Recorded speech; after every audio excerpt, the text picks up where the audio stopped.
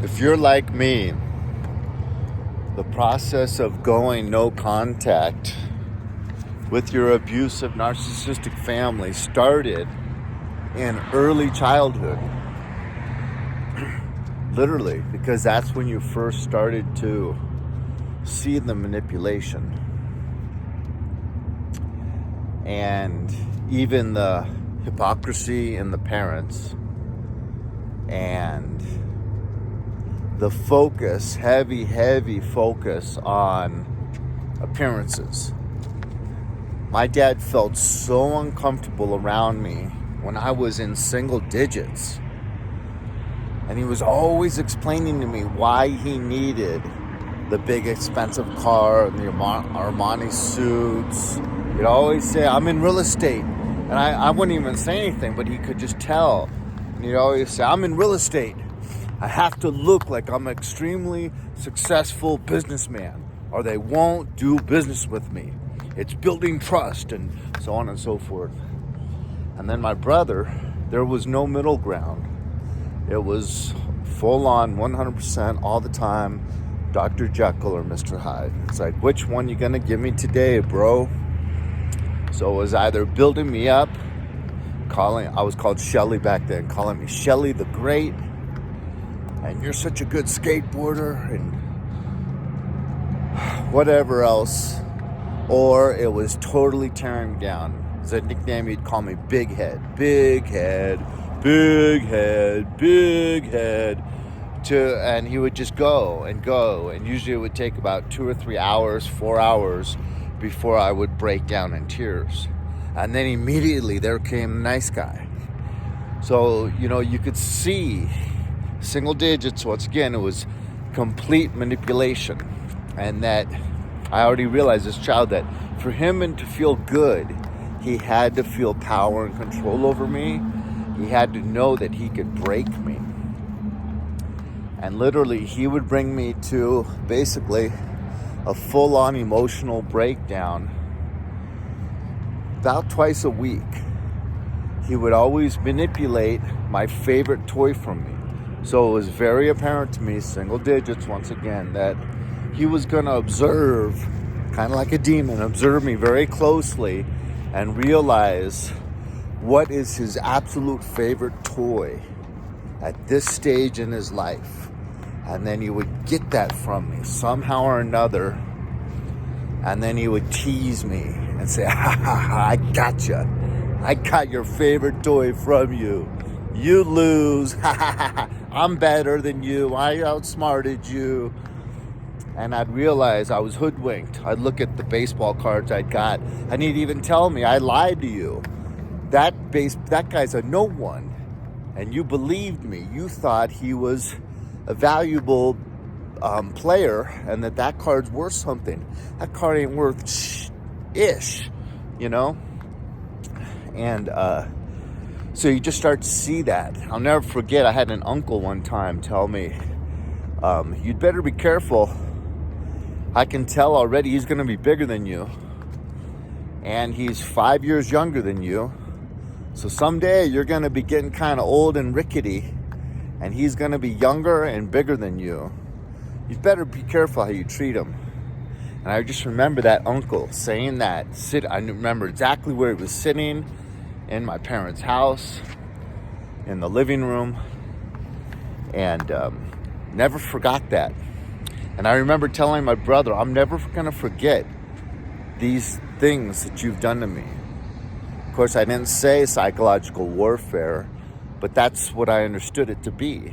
You are waging serious psychological warfare. You are toying with my emotions and my self-worth and my psychology, and just you are really overstepping your boundaries day in, day out, taking me for granted. So that really going no contact started as a youngin', But then the parents kind of just were neglectful, more than anything. So just felt unloved, unwanted. So that didn't really lead to no contact with them yet. That kicked in later when I started coming into my own and being able to see my worth. I had a really, really tenacious personality, and maybe that's partly due to all the cajoling and psychological warfare from the brother, but I became tough as nails. I was extremely tenacious, good work ethic, and it paid off with me really excelling in high school sports. Even before that, in baseball, getting called up to the making it to the All-Stars and the minors, and then getting called up to the majors a year early with just 2 other kids. So my self-esteem started growing kind of young already, and I needed that because cognitive dissonance is a real thing.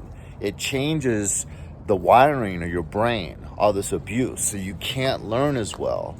So I got put in special ed 1 hour a day in the resource program for reading. And so that really hurts your self-esteem. You know, everyone sees you leaving every day at 2 o'clock to go up to Miss Shellhammer, the resource specialist teacher, to focus on your reading skills. And then they'd hear you when you read out loud, and they were so quick and ready to throw that word out the second you'd start to pause on retaliate. They'd say, retaliate! As soon as you were like, retaliate, they'd yell out, and the teachers would always be like, stop yelling out the words, but they wouldn't stop. It was because they knew I was good in sports. They knew I walked with good posture, and I had a little bit of swag. So thank God for sports to balance out that shame I had over my reading skills. And that shame I had because my brother always saying I was fat when I wasn't fat at all, saying I had a big head, anything it could pick on, you know. But then with my brother, I also realized that his name was Mark, and just because of that name, I started calling him Marvin, and he would get really insecure, and I was so shocked, you know. He'd be like, Marvin, what's that all about? Why are you calling me Marvin? I'd say, well, it just suits your personality. He'd be like, what do you mean? I'd say, well, it's kind of a nerd name, and in a way, I think you're kind of a nerd, even though he wasn't a nerd at all. He's a full-on rebel, a skateboarder, good in sports, but he was so insecure, and he's like, what about me makes you think that I'm a nerd, that name would suit me? I'd say just, I don't know, in general. And he'd get so wigged out. But I didn't like that. That wasn't my way. So I just stopped using it. And I would just accept he's the abuser. He's the one that's always got a one-upmanship, always got to feel like he can make me cry. And I just kind of started absorbing it and letting it kind of go into me. And then even as an adult, you know, my sister-in-law would attack me at every family party, publicly humiliate me in front of everyone, and I would just take it. And my mother was always talking to me alone, saying, you need to fight back, and I'd be like, no, that's her style. That's not the way I am. Because she wanted that drama. And little did I know, I come to find out that she's playing both sides. She's triangulating us against each other. So my brother and my sister-in-law that he was married to, from what I can tell, malignant narcissist, full-born sadist, just would get that smile whenever they'd see the hurt in my face. And then my mother was the covert narcissist that was talking to both of us behind the scenes, one-on-one, and promoting that anger and that hatred towards each other. Because it was so apparent to me from the first time I met this woman, when my brother was only dating her, that it was all about she had the green light on me. Because from the moment she met me, looking me up and down like this, I literally said, what, is my fly open? What are you looking at? The first time I met her, it was so apparent. She'd go, And then she'd act like she was snapping at it. She'd go, "Oh, no, I'm sorry." And then just right back into looking me up and down. And I was just like, whoa, okay. She's got a green light on me that this is the role that I am to play in this new relationship. And if she assumes that, and my brother's okay with that, even on this first meeting, I'm figuring this out. But I still tolerated it for 30 years.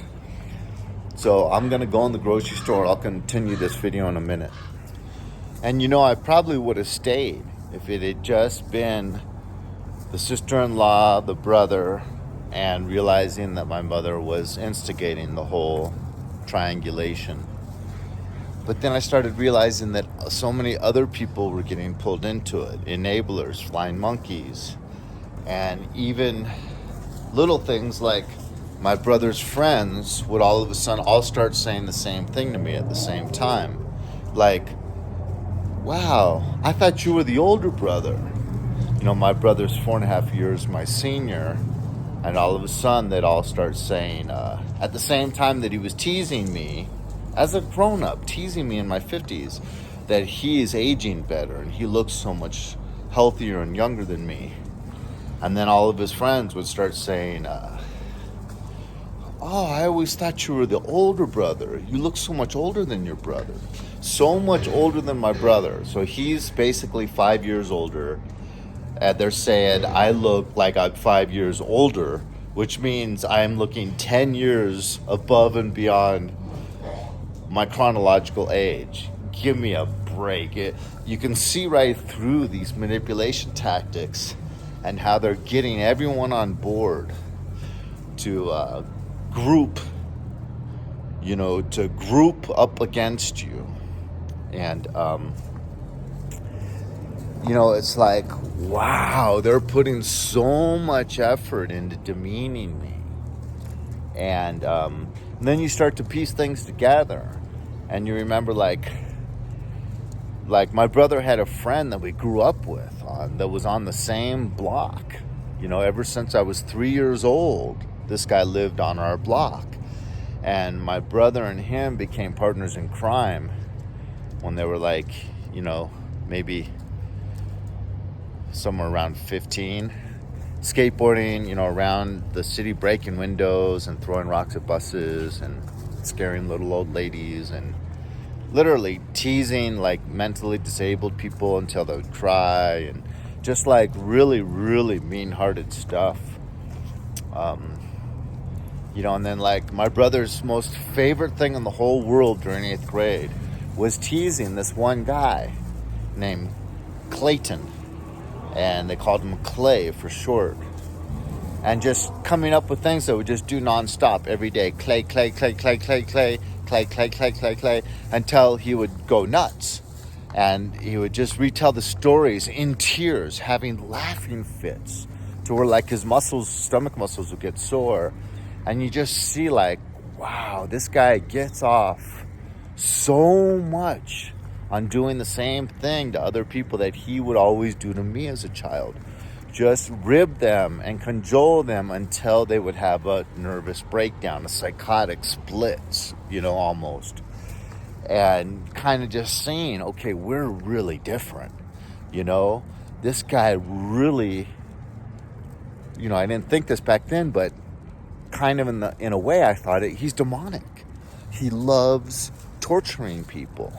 He's a sadist, and kind of having that realization. And then back to this friend he had, that they would break windows and terrorize little old ladies and torment mentally disabled people, homeless people. I mean, literally going out skateboarding and see a homeless guy and start to befriend him. And then just to start to then ridicule them and tease homeless people and try to get them to cry and have a nervous breakdown. It's just bizarre. But this friend kind of became a friend of mine too.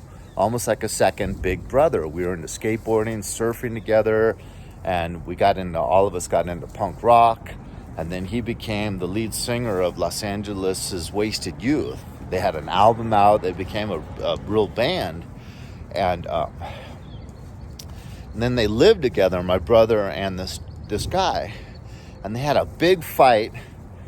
And my brother told me, I said, during the fight, I said, oh, I saw Danny in town. It was like, what? I was like, yeah, I saw Danny. It was like, what did you do? I'm like, what do you mean, what did I do? Did you talk to him? Did you acknowledge him in any way?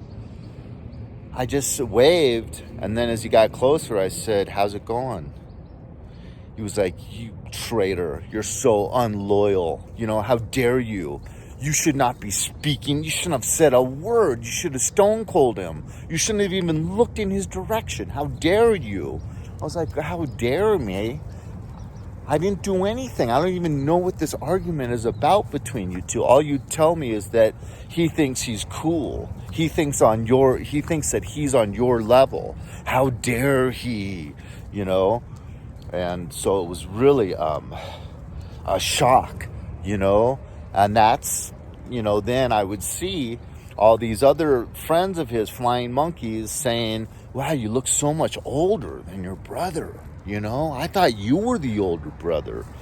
And then realizing, okay, it's all about, to be friends with him, you have to show this total loyalty. And he's using that as a modus operandi to get these people to abuse me. Okay. So he's really, really in it to win it. He's really all about attacking me from every angle. I thought we were brothers. I thought we loved each other, And then starting to get slights by my own mother publicly, starting to publicly humiliate me. Wow, you got your pants hemmed, you're able to pick out your own clothes. You're really able to dress yourself in front of people. And family members would be like, yeah, I've been doing it for 35, 40 years. It's just like, goodness gracious. But more so than that, noticing that my mom would always bait me into arguments alone on the phone, but then normally it would try to act very loving and supportive around family and public gatherings, parties. And then my brother was the exact opposite, noticing that he always answered the phone if I called him. Usually if I text him, he would text me back within like 30 seconds. And he would act nice in text. It was good to see you, bro. You been surfing? Or if it was on the phone one-on-one, he'd act nice. But then publicly, it was all about mainly standing back and letting his wife just totally... She wouldn't hug me. I'd come into family parties and she'd hug my mom, my stepdad. And then when I came in the door, she would turn like she had to do something on the kitchen counter.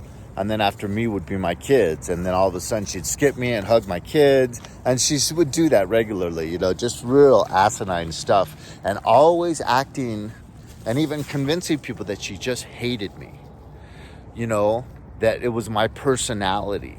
And that she just couldn't bring herself to show me love because she hated me. And literally talking behind my back that she couldn't stand me. And that it was somewhat warranted in her mind because of whatever, she had to be politically correct on everything. And I am more like shoot from the hip, take it or leave it. I'm going to, tell you how I feel about it genuinely from the heart, and so one is all fake, manicured, virtue signaling. And my personality is, I'm the real deal. Holyfield.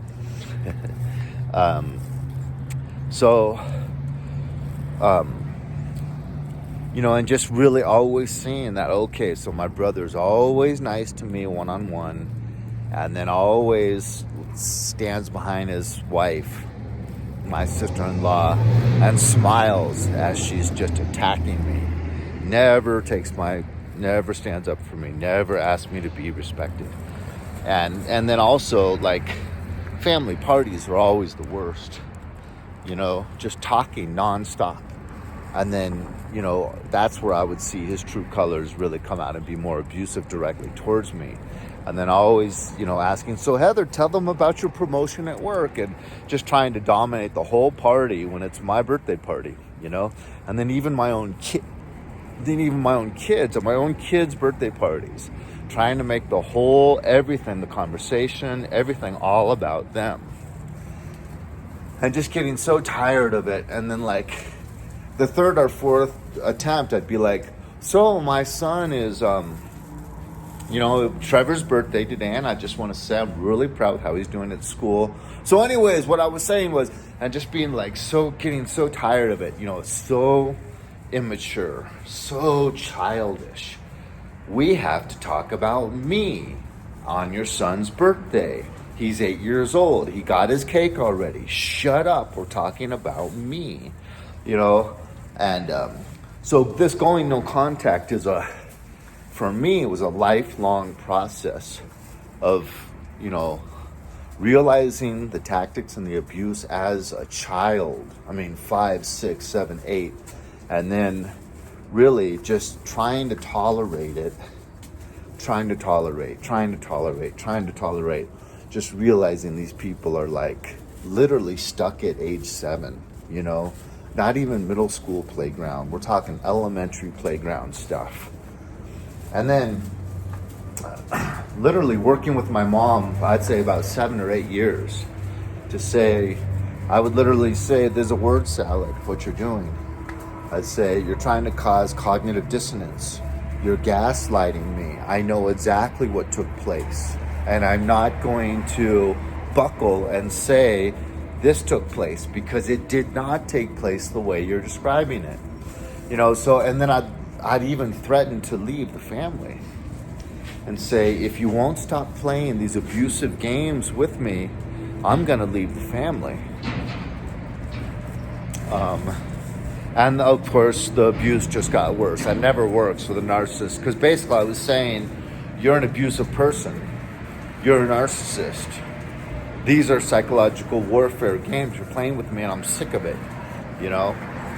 That's never going to get you anywhere with an abusive person, because you're telling them, I see behind your mask. And they've devoted their whole life and just hours and hours every day to everyone believing that mask, to where they have to believe it. So if you're telling them, I see beneath the mask, then you're forcing them to look beneath the mask, and they just can't have that. So the abuse always gets worse. If you're a main source of supply, narcissistic supply, and you're seeing beneath the mask, it's not going to go well. Because if they can tell that you see beneath the mask, but you fawn and you support the mask, and you try to come across as genuine as you can in saying, I believe the mask, then there's hope for you. But that takes a lot of work, a lot of being disingenuous, a lot of selling your soul, which is not really my way. So, yeah, to me it was just more and more warning, and then it was just more and more ramping up of the abuse, until it was just finally that moment when you just say, that's it. Give my inheritance to my children. I'm never going to another family again. And I don't want you calling me anymore. I don't want to talk to you. I don't want anything to do with you. I'm done. And of course, they don't believe that. They know that you're a puppet, and they know all your buttons. They know how to pull the strings they're the puppet master. They can play you like a fiddle. So they're totally just thinking, oh, he'll be back in a couple months. This is temporary. Because he loves our fake love too much. And we've manipulated him and built this whole system within the whole family where he knows this is just his role. And he's not going to leave the whole family. Who would go without a family, give up a whole family? No one can do that. So they just know that it's not truthful and that you'll be coming back.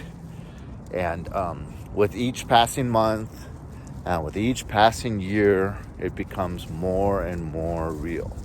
And I didn't block their phone numbers. I would allow a phone call. So like once every 6 months, they would call and leave messages going, this isn't fair, this isn't nice, but never admit to any wrongdoing. When for 7 to 8 years, I called them out on their stuff and said, this is what you're doing, it's abusive.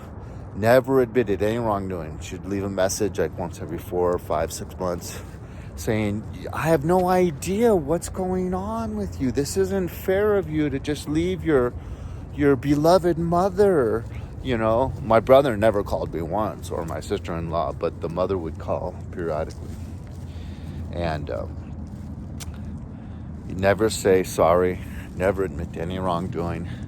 Just want to get right back into the abuse, basically, is how I interpret those phone calls. Let's go right back to the old ways, because I love giving you insincerity, manipulation, deceit, and abuse. Isn't that good? I'll serve it up fresh and hot. I'll even wrap it in a bow. Won't you love that, sweetheart? So anyways, there you have it. It's a long, drawn-out process. It took me 55 years. Maybe 54. But hope you enjoyed it. God bless. Talk to you later. So one last aspect to this is they want you to see the abuse. They point it out to you. So just like when I was a little kid and my brother would finagle my favorite Hot Wheel out of me, or my favorite valuable baseball card for 2 loser baseball cards, and he then would point it out to me, was the same way with the jokes about how old I look, and having everyone come up to me and tell me, oh, I thought you were the older brother. You look so much older than Mark. Because he knew that I knew that he was abusing me. And so the wound is, I know you're abusing me. And then the salt in the wound is, now I get to tease you about it. Because it's the abuse that's making me look old. And now I get to rub salt in that wound by letting you know that we both know that why you're looking older, and now I get to ridicule you for it. So I caused the problem and then tease you about it as like double, salt in the wounds. It's just, so I'll just finish it up by just saying that this process of going no contact started when you were a child. If you've gone no contact, it literally started putting the pieces together as a child. And I've never heard that said before. But when I think about it in retrospect, hindsight's 2020, I realized that I was telling my older brother, I'm never going to forget, as a little 7, 8-year-old, I'm never going to forget how you abused me, And I used to love elephants for that reason, because they never forget. And I never forgot. God bless.